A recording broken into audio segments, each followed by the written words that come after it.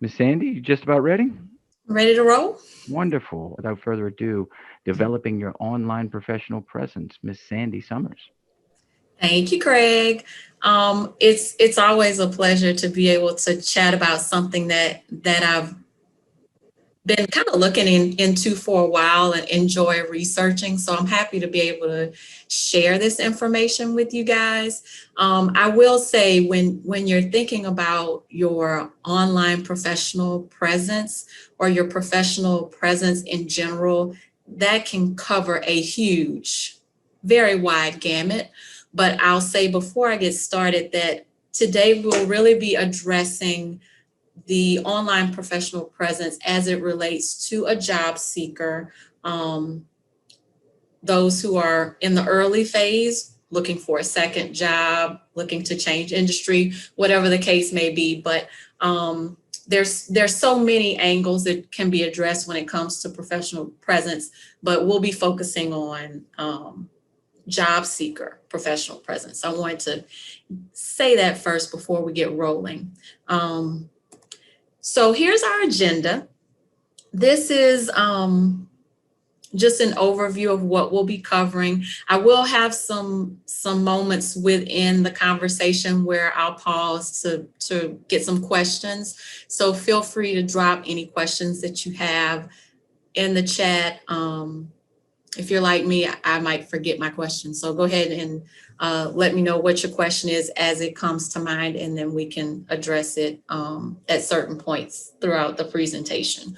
So basically, the social recruiting, the who, what, why, how of that, how you can clean up your social media if that may be an issue for any of your profiles, and then how to create a more robust profile. And then towards the end, I'm hoping that we'll have some time to jump into LinkedIn, and I'll tell you a little bit more about why specifically LinkedIn, and give you an overview of that platform and maybe take a look at some LinkedIn profiles to get an idea of what's good, what's acceptable, what may need to be improved upon. So we can go ahead and jump in. And I'll start off just by talking about social recruiting. You know, I think everybody has a good idea of what recruiting in general is, but the social aspect of it brings in digital platforms. So these days, employers are looking for candidates on social media platforms, and they're using those communities to look for you and try to find additional information about you. You have to keep in mind that in many instances, employers may have a stack of resumes and they're looking for something to either raise you up in that stack of resumes, or unfortunately, by their searching, they may uncover something that would decrease your chances. So really, our conversation today is designed to make sure that your information is not going to put you in a negative light to an employer. So here's the why of social recruiting. This basically gives an overview of what platforms recruiters primarily are searching on. And as you can see, they're everywhere. They're looking on pretty much every digital platform that there is. But as you can see, overwhelmingly so, LinkedIn is a platform that recruiters are using to find talent. So that's why we're going to delve a little bit deeper into LinkedIn and really talk about some best practices and some ways to make sure that job seekers can get noticed on that platform. But we will talk about some tips that will be interchangeable among all different platforms. So Facebook is definitely a contender. Twitter is being used. Google Plus, and I believe just a general search will uncover information about you as a job seeker. But by far, LinkedIn is going to be the big papa in this particular instance. So just the stats don't lie. If you're a job seeker and you're looking to get in front of employers, LinkedIn is the place to be. So these are just some stats. I am not going to go into detail, but this kind of supports the fact that more recruiters, more hiring managers are using social platforms to find out more information about their hires, and that a lot of people are having success with being hired by applying for jobs on social platforms. So I have this slide that says, why are employers trolling my social? Because it does kind of feel like you're being trolled, and it feels that way because that's what it is. They're really trying to get as much intel, as much information as possible on candidates. So these are just some examples of ways that employers will search different types of profiles. LinkedIn is the most logical because that platform is really designed for professional networking, but please be assured they will search on your Twitter, they will search your Facebook, they will search your Instagram, and there's even Pinterest here, which you wouldn't think of, but if they want to get an idea of what your interests are, you know, if you're like me, I'm pinning things that I like or things that I want to try, things that I think are cool. So it's a good way to get information about someone. So just throwing Pinterest out there as well, just to show that, you know, no platform is would not be included as an option for companies to search for you. So as we think about cleaning up sites, you know, as we're having this conversation, I would think that someone would wonder, you know, what exactly is it that would raise a red flag? What exactly can I do to correct if there's, you know, any red flags on my social? And these are pretty self-explanatory. You know, you want to make sure that any inappropriate photos are not visible, especially your profile pic. I mean, your profile pic is going to be the very first thing that anyone sees on your page, even if they decide not to dig a little deeper. That profile pic can give them a good indicator or a bad indicator. So that's really one of the easiest things that you can do to make sure that that first impression is a positive one. So you really want to take a look at your photos and your videos and just your general information, like your bio on Instagram or your summary on Facebook. Just take a once over of those to make sure that they're putting you in the appropriate light as a potential hire. So any information about drinking, drug use, discriminatory comments. The next one is a really big one, and you want to make sure that this does not happen in an interview either. You don't want to speak ill of anyone really, but a previous employer is a definite no-no. I know we've all had unfortunate situations with employers, and you know, you just need to vent and get that off your chest, but call your friend, text your friend, you know, get it off your chest by all means, but don't put it on a public platform because it just causes doubt in the mind of a potential employer. Is this person a gossip? No, you may not be, but you know, perception is reality, and you'll hear me say that a few times. And again, if this person has never seen you or had a conversation with you, sometimes your social platform is all that they have to go on when they're making decisions. So also poor communication skills, especially if you're aspiring to be an English teacher. You definitely want to make sure that your grammar, your communication skills are top notch. And this kind of mirrors what I would say to someone that's looking for a new position and I'm reviewing their resume. If your resume is sloppy, you are perceived to be sloppy. If your resume has errors, you will be seen as someone who is not thorough and doesn't notice mistakes, which would carry over to your job. So again, this is all that a job an employer has to go on from you. So you want to make sure that everything is tight. And a lot of different people choose to handle this in different ways. Some folks choose to hide different posts or different photos.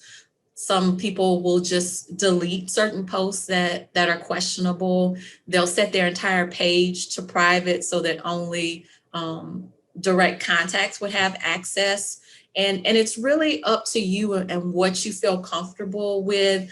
But I will say a lot of times things that are set to private, there are ways to get around that. So I would really just be cognizant of what's being posted and making sure that things that are just glaring, just get rid of them. It's really not worth it. If you have a goal for a particular career, I would hate for a negative post to set you on the wrong path and not give you access to the position that you really want. This slide, Jenny, raise your hand. You have a question? Go ahead, you can unmute yourself. So on these platforms, like you said, I know mainly LinkedIn is kind of like the main one we talked about, and we all make sure our LinkedIn is like up to par. We any mistakes, and it's not really a place where you can post, pictures too much. So I'm thinking more of like the Instagram and Twitters. I don't know if it's just me thinking out the box, but do these companies are there like platforms to deep search? I guess what I mean is like if they're doing a search of me, they're gonna type my first and last name, because I try to keep my profiles to where they don't have my first and last. Easily find me, not that I'm posting inappropriate things, but just so people can't find me. So is there a way for them to find you connected to your name? Like, if you kind of understand what I'm asking. Yeah, if you're not using your government name. Yeah, is there a way, is there something for employers to use that they could still try to get you with your social media if you don't use your name, or is that just me thinking out the wazoo? Not necessarily, but if they may be able to tie you in certain ways to different activities, or you never know, you may have a mutual friend that you would never think that you would be connected to a potential employer. There are different searches that they can do. Of course, they wouldn't know how to search for a different alias that you gave yourself on a platform, but Google searches can be very telling. You just never know. They may do something in general that searches for a location or for the university, or it may be something that someone else has tagged you on and you had no idea that you've been tagged. So, I mean, there are some ways to kind of covertly navigate the social media so that you are not noticed, but there are definitely ways around it. So this slide is just giving some examples. Of course, y'all can clearly see the ones that are a little less appropriate. Just the fact that you have to blur something out is probably an indicator that it may not put you in the best light. And I mean, this is self-explanatory. You want to make sure that those comments in pink are not the first thing that an employer were to see when they visit any of your pages. So just keep that in mind. At the bottom, I have Scrubber, Brand Yourself, and Repping Up. Those are sites that you can go to and they can do a search on your behalf just to see if there are any glaring posts or photos or videos that might come up that are tied to your name. I personally don't recommend that. I'm just sharing it to let you know that there are sites out there. And all of these are for cost. I feel like if you have a friend that you trust, a mentor, you can have someone to do an audit for you. I don't necessarily recommend paying someone to do this. Just wanted to let you know that there are services out there that specialize in social media cleanup, because this is a big deal. Just from some of the stats that we've seen, employers are definitely going to use social, and that is going to increase over the years. So of course, companies have, tried to capitalize on that. So this slide, this is probably one of the most important slides that I just want everyone to think about as you start looking at your pages and start cleaning things. I have said, make sure that you're mindful of the things that you're posting, the photos, but you don't want to totally strip your pages and make them look so bland and generic. You still want to keep your self. You still want to be authentic. You still want people to experience who you are and get to know you. So I definitely would not just strip my entire page. I also don't recommend that you delete your page. I'm just thinking about an employer, and they're doing a general search. And as I'm thinking about this, I do want to add something. If you are going to graduate school, this applies as well. I know for a fact, if you're going to law school, they will do this exact same thing. They are going to check your every social that you may have, because of course, and this goes for other graduate programs as well, but attorneys, have to have a very clean legal record and moral character and all of these things that are really requirements for those types of professions. So in addition to the employers, all of this really applies for graduate school admission as well. But again, don't delete or disable your pages. It's just going to cause more doubt and curiosity, and I think it would make them dig even further. So I would say maybe you want to throw them a bone and clean up the site and let them see what you would like them to see and let them be done with it so they can move on, instead of making them question, okay, this person is 25 and they have no social footprint. People are going to find that to be odd. I know there are some folks that do not, but they're not in the majority.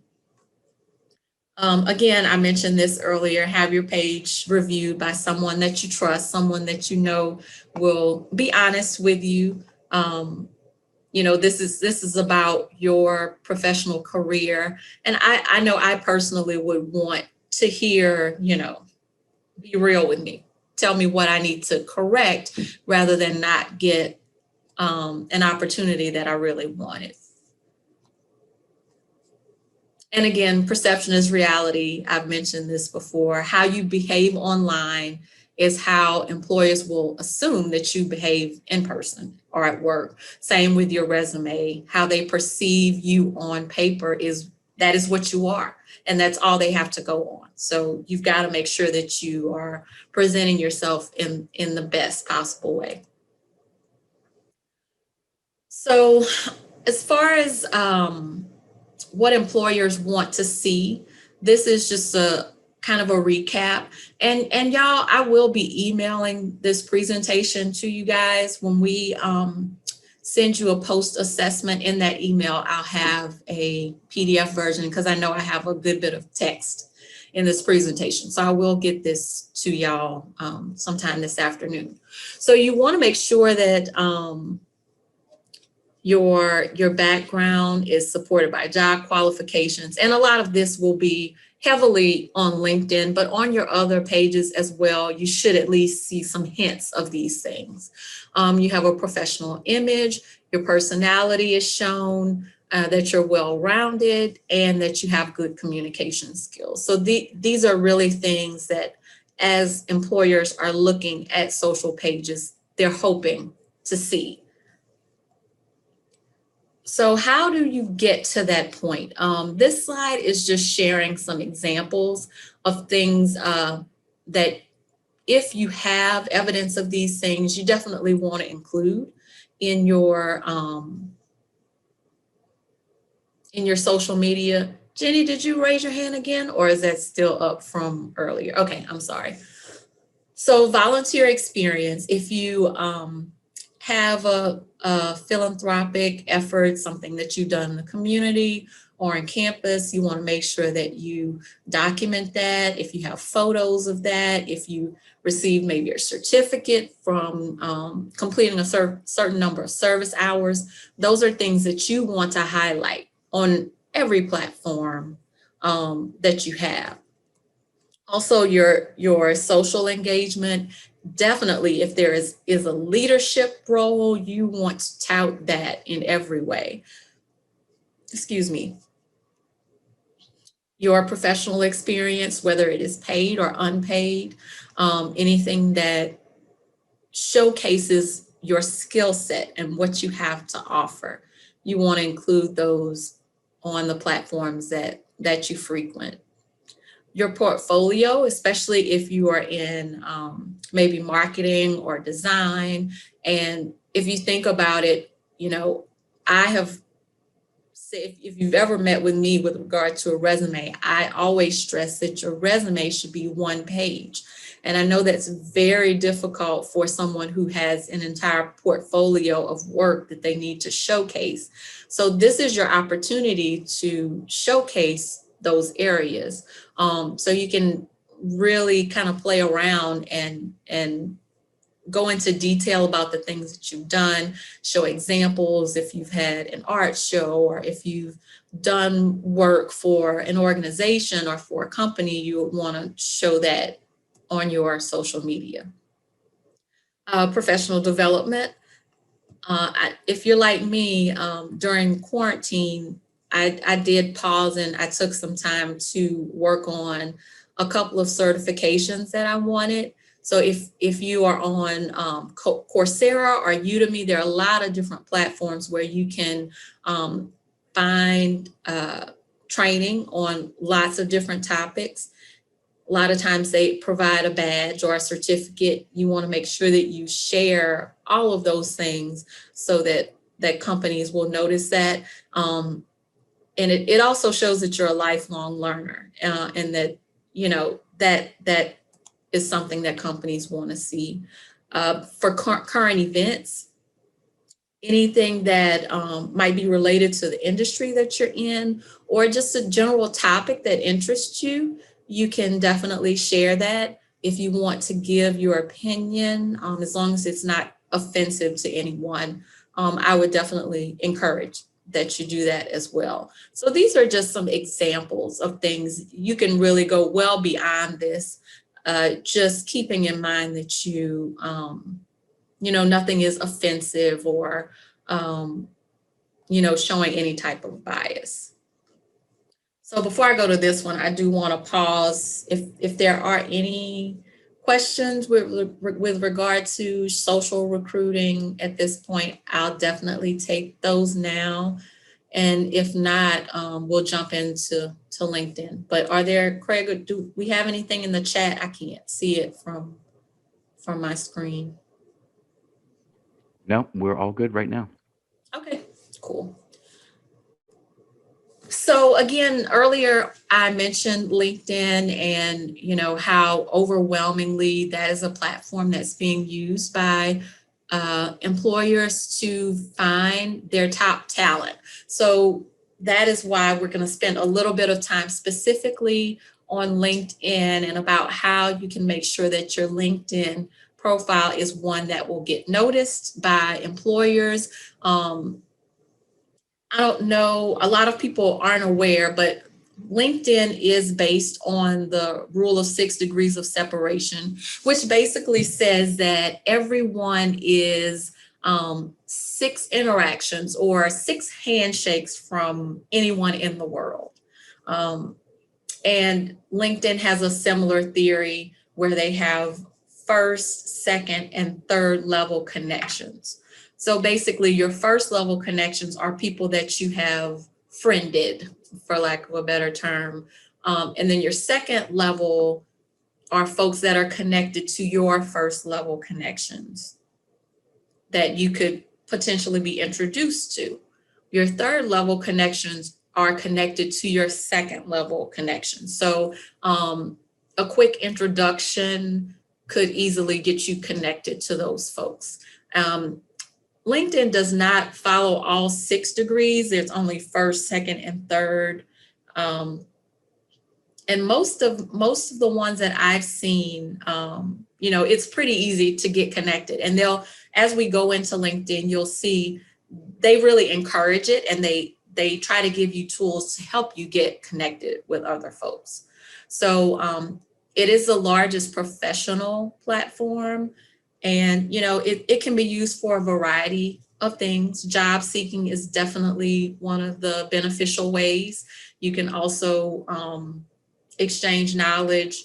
If you're looking for new customers, if you decide to open up your own company or to freelance, LinkedIn is a great way to get connected with potential customers. So these are just some stats. I have a couple of slides of stats, but do want to point out 100 million job applications are posted on LinkedIn every month. 3 million American jobs. So this is the place that you want to be as a job seeker. You want to make sure that you have a presence here. A few more stats. I have highlighted this is the most used network among Fortune 500 companies. And, the percentages that, like this 49% of LinkedIn users earn 75K plus annually, that has increased. A lot of these stats are on the rise. And I believe, the pandemic, which has changed so many things, and we've had to do so many things electronically now, I believe has brought even more users on the job seeker side and the employer side to the LinkedIn platform. So just more reason to take advantage of the potential that lives on LinkedIn. So if you need any more prompting about LinkedIn and why you should be there, this is just an overview. And I do have some local stats there. There are over 1 million users that are based in Louisiana. There are many, many groups that are based in Louisiana, even though if you're interested in groups, you should definitely go beyond the Louisiana groups. And we have quite a bit of Southeastern alums that are on the LinkedIn platform. So we're gonna slow down a bit, I suppose, and kind of go through the profile, your LinkedIn profile, which is a very key component of LinkedIn. We will go into some other areas as it relates to LinkedIn, but I did want to go through some of the most important sections of the profile and what they should look like. And then we'll go even further once we physically jump into LinkedIn. But we'll start with the photo. You do want to have a professional quality photo. I hope that you guys were able to take advantage of the LinkedIn headshots that Office of Career Services provided week before last. That was actually in the hopes that students and alums would upload those to their LinkedIn and Handshake profiles, just because it drastically increases the likelihood that someone will view your profile. So definitely make sure that you have a crisp, clean photo on your LinkedIn. Whenever I see a LinkedIn profile that does not have a photo, I'm like, I kind of feel like I'm being, spammed, or if, I'm gonna 5 minutes later, I'm gonna get that email about sending $1,000 to someone through wire. It just kind of creeps me out. Just make sure you have a LinkedIn photo on your profile, and make sure that it is as professional as possible. Even if you were not able to take advantage of the LinkedIn headshots, you can still take a really good photo on your phone. So next section is your headline, which is just an overview of who you are, something memorable, a quick phrase that talks about you. I have had folks ask about if I'm job seeking, is it appropriate to put that on your headline? Yes, it is. But LinkedIn has started offering another really cool tool, Open to Work, that we'll talk about in a few minutes, that you could use that I think would be a little more eye-catching to a job seeker. So your summary is the next section. And one thing that I will say about your profile checklist, I mean, your profile in general, when you think about your resume, we usually hammer one page, one page, one page. And I still totally say that your resume should be one page. But your LinkedIn profile is your playground. All of the things that you may have wanted to put on your resume but did not have enough space, this is the place. You can really take your time and talk about the things that interest you, talk about the things that motivate you in this space. You know, you don't have the restrictions that you have on your resume. And you will want to make sure that you always put your LinkedIn address on your resume so that the LinkedIn profile is the first place that a job seeker will go when they want to get more information about who you are. And you want to make sure that it's well populated. So experience is self-explanatory. You want to talk about the jobs that you've had.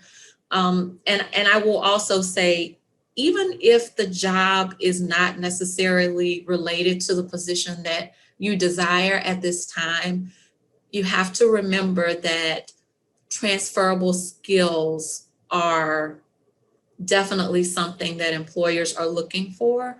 I was chatting with a gentleman last week that was getting ready for a career fair, and he is a computer science major, but he has worked in the symphony for many years. And so he was very hesitant about including all of that in his profile and his resume, but there's a lot to be said, first of all, about the years that he has worked. He's led different orchestras. So you definitely want to include things that you may not necessarily think would be a direct connection to the job that you want, but it's showing more than just an apples to apples comparison. You've got to think about the transferable skills.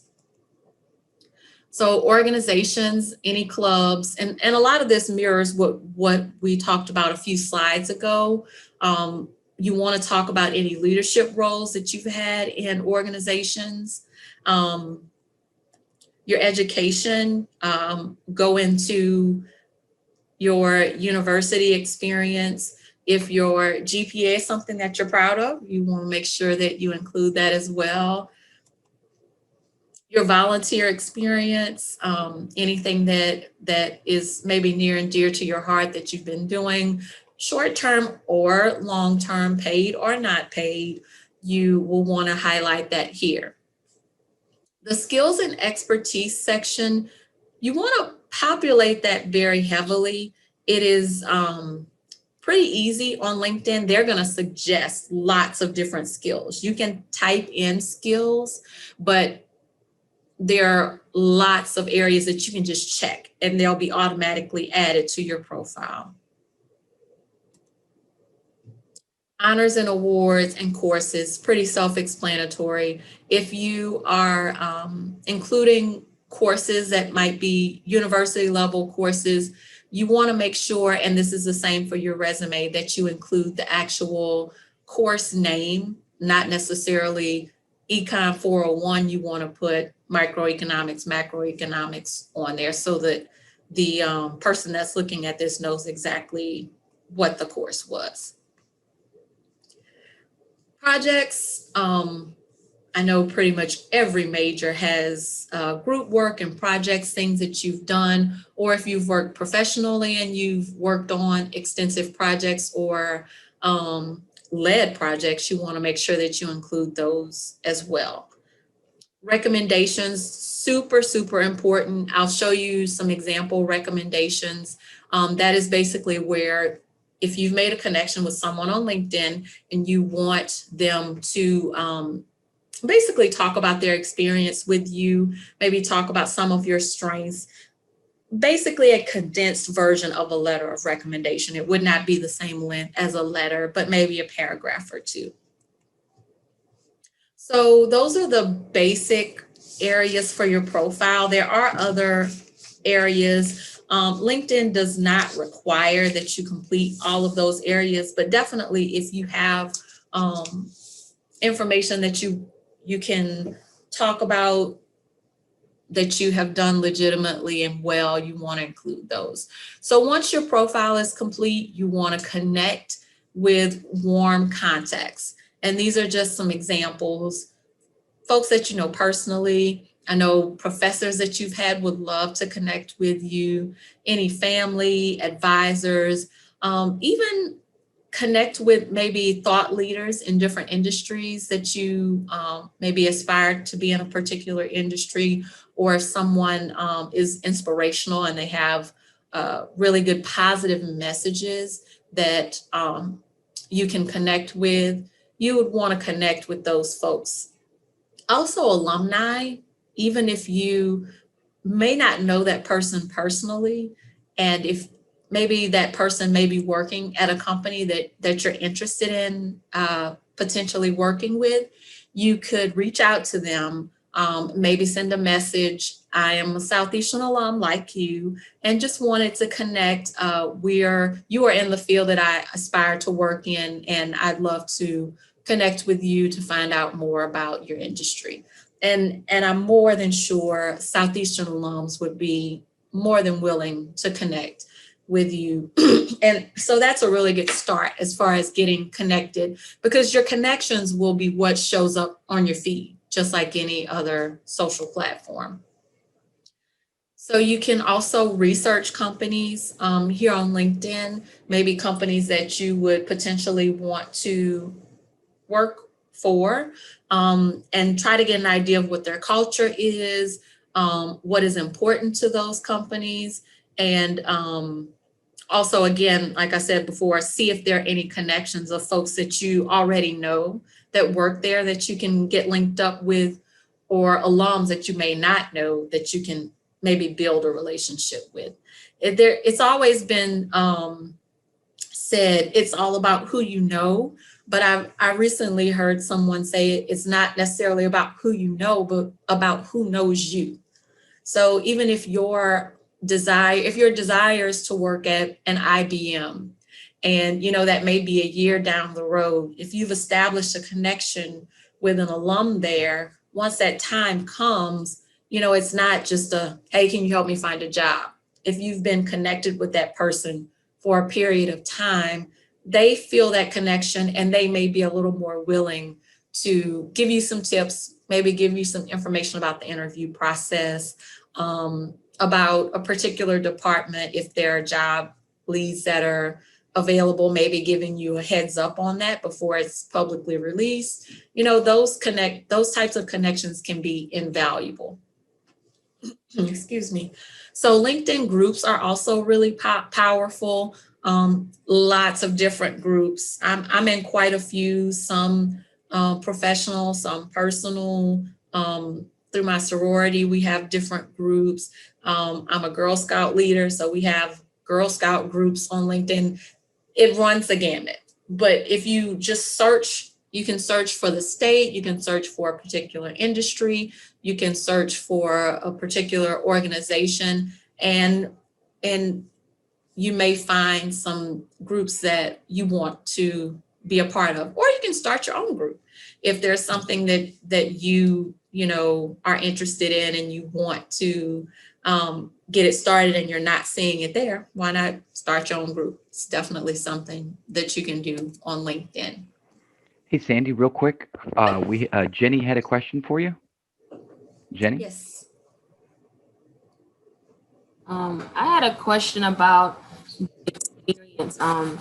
You were talking about keeping your resume only to one page, but we should also be sharing like some past experience, even though it might not be related to what we're currently trying to get into. Like now, I just used the career service to get my resume ready for like teaching positions.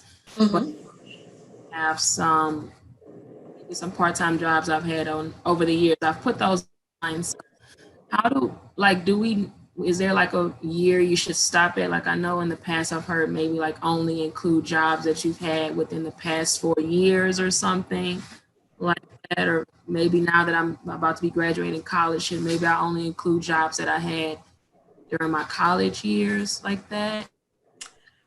For me, I would have to look at your full resume and figure out what is most important.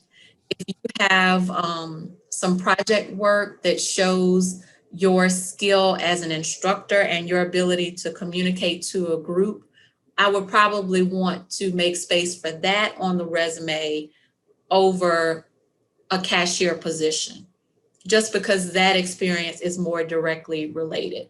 It's all about the position that you're looking for and what most closely ties to what your end goal is.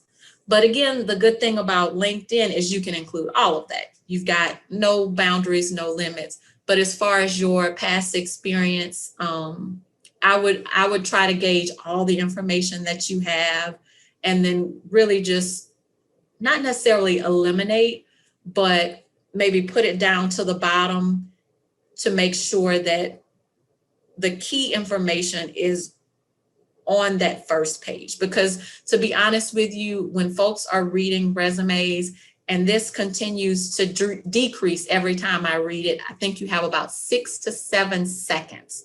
When I'm not talking about necessarily the deep dive into a resume, but you have an HR director that has a stack of resumes and they're just flipping. They're trying to get their stack down. If you have 2 pages, they won't see that. So you've got to make sure that all the key details are on page 1, because there is no guarantee that they will, or you will make it to phase 2 for them to see a second page.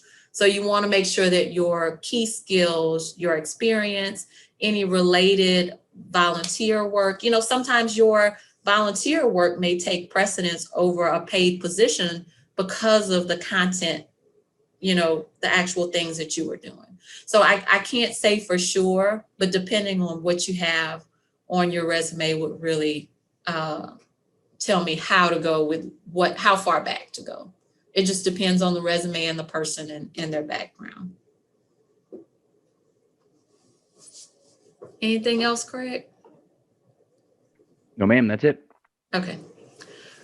So these are just some suggestions about being an active and engaged LinkedIn user.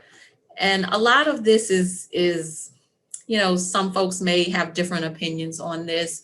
Updating your status, I would say once a week. You definitely, especially if you're actively job searching, you want to make sure that you're not missing any conversations, any updates from particular companies.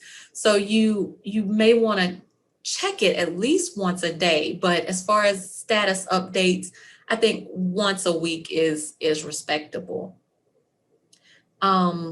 Daily likes and comments, so engaging with others as they are posting. LinkedIn actually shows all of that, your activity. If you like someone's post, if you comment on a post, all of that is recorded in your personal profile. So that is engagement, and you want to make sure that you're interacting with others on LinkedIn. Again, you want to follow companies that are of interest to you, any thought leaders, Southeastern, any organizations that you may be a part of. You want to connect with them and interact with them as well. So endorsements and recommendations. I know I touched a little bit on recommendations and how that does help to build a quality profile, but there is also an endorsement that you can give to someone. Recommendations are much more meaningful. Endorsements are basically, and this will show up maybe on someone else's feed where they say, would you like to endorse Craig Marinello? And they'll give you a variety of options, and you can check to your heart's desire as far as endorsements. There's not really a whole lot of thought put into it. And I've had people endorse me for things and I've never met them.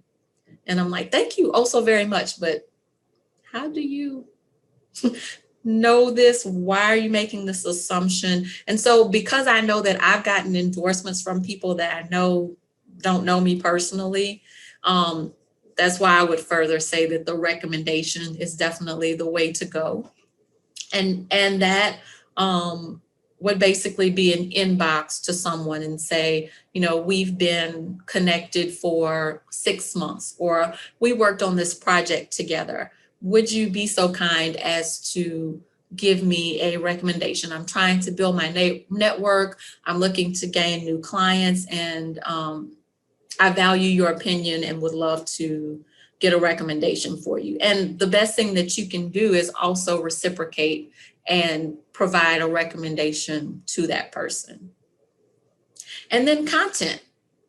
Writing content is a great way to enhance your presence on any social platform, but definitely on LinkedIn. Excuse me. So as far as optimizing your post, when I say optimization, these are things that you can do to ensure that your posts stay on the feed a lot longer. So LinkedIn is a whole lot different from Instagram. If you make an Instagram post, like I posted something at maybe 9 this morning, you're not going to see that because Instagram, Twitter, they move really fast. LinkedIn is a little slower. It is a little more thoughtful. So you could honestly go onto LinkedIn and see something that someone posted a week ago. If it has the engagement, if folks are liking and commenting on it, you could see it well beyond the standard time that you would think that you would see something in a feed. So when you're posting, sharing photos is a really good way to optimize using hashtags. Video is still by far the best way to optimize your post. If you post an article with an image, that is a great way to optimize. This parenthesized point it's kind of odd, and I have not really been able to figure out why this happens. But when you post on LinkedIn and you include a link, for some reason, it decreases your optimization. So I've seen folks post their information that they want to share, and then the link they put in the comments. I have not been able to figure that out. I think because they don't want people to leave LinkedIn. They want people to search and get their news within the platform. And so anything that takes you from LinkedIn decreases, is de-optimized basically. And long form content is okay. You can really take your time. And there are some people who use their LinkedIn profiles as a blog site, and they have all their content right there. And so there's a lot that you can do, but just don't forget about it. Go to LinkedIn on a regular basis, even if you're not posting actively every day. Maybe go in, peruse a little bit, like a few of the posts, and definitely if you're looking for jobs, once your profile is developed, they will start beating your door down with suggested positions. So we're going to jump to LinkedIn, but before we do that, I'm going to ask if there are any questions. None so far in the chat box. Okay. So I'm going to switch over to LinkedIn. And this is always kind of scary because you open social media in front of a bunch of people, and I don't know what has happened on my social in the 30 or 45 minutes we've been talking. Oh my God, I only have 8 minutes left. Okay, so really quick. I'm going to go into my personal profile and really quickly just go down and show you the different sections. So you'll see here I have a cover photo and excuse me, y'all, a profile picture. I did not add my new LinkedIn headshot that I got the other day. I need to change it out. So one thing that I wanted to mention about, so this is the section that I mentioned earlier, where you could mention if you were open to new positions or you're open to work. But now LinkedIn has added a new feature that automatically tells recruiters or HR managers that you are open to work. So if you complete this section on open to work, it will create, I don't know what it's called, it'll be a border. And if you're on LinkedIn, you've probably seen some other folks with this. There's an open to work border that goes around your profile picture. So no matter what you're doing in LinkedIn, as you navigate LinkedIn, anyone that sees you can see that you're open to work. So that without even having to go to your profile, ideally this would prompt someone to go to your profile to learn a little bit more about you, but they can quickly see that you're open to new positions. So this is the About section. I decided to go a little bit more in detail, actually, because I attended a session on personal branding, and the presenter did a really good job of talking about how you can use LinkedIn to really showcase yourself and your skill set. So from that class, I decided to add some information on some competencies that I feel that I possess and that I've gained over the years. The featured section is a really cool feature that, as I mentioned before, if you are in graphic design or if you have certain things that you want to highlight, you can elect to add certain items to your featured section. Let's say you are a speaker at a conference and you want to post that flyer so that folks can see you have really quality communication skills or that you're an expert in a certain topic. You can add that. This is my dashboard. You guys would normally not be able to see this, but because you're in my personal profile, you can see it. But what I wanted to highlight here is that you can click on this and get salary insights. So let's say you apply for a position, you're offered a position, they give you a salary, and you're not really sure if that salary is in line with what you feel is the standard salary for that particular position.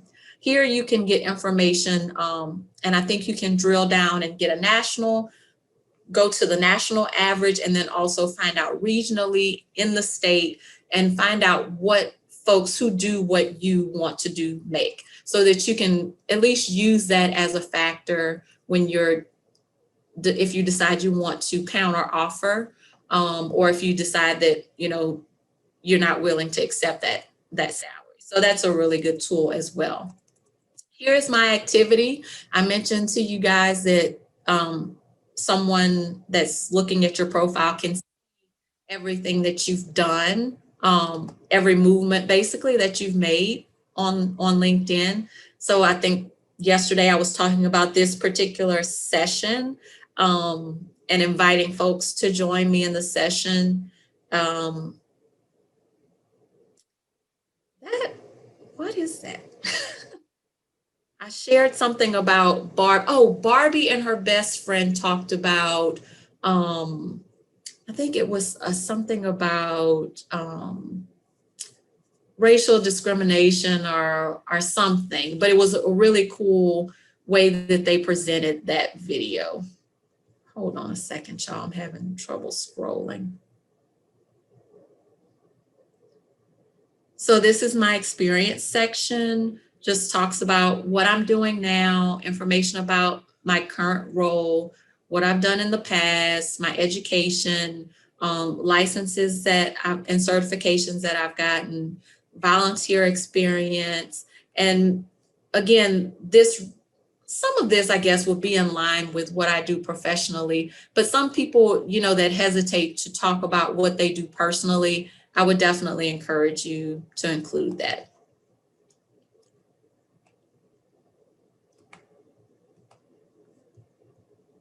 Need to move this.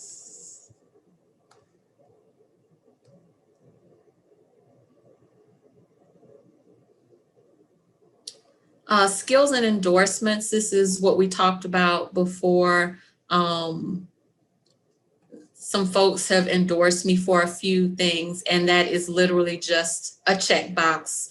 I believe that this person is skilled in these things. But here are the recommendations. And I'll click on this one just so you can get an idea of the length. So this is just a paragraph, and I also reciprocated and gave her a recommendation as well. But she talked about some of the things that we've partnered on and our relationship. So recommendations are gold on the LinkedIn platform. So if you have someone that you trust and feel like they can really talk about who you are and what your skills are, what you bring to the table, I would definitely request a recommendation. And how you do that is just click here and you will name that person, and they'll get an email in LinkedIn about your request to provide a recommendation. Accomplishments, interest, and that's basically it. So once again, thank you very, very much, Ms. Sandy Summers. Any final parting words? Oh, just remember, again, it's not about who you know, but who knows you. So make sure that your profile is quality and that you clean up your sites, not just LinkedIn, Google, Facebook, Instagram, Twitter, all of it. And thanks again to Ms. Sandy Summers. Thank y'all. Y'all take care.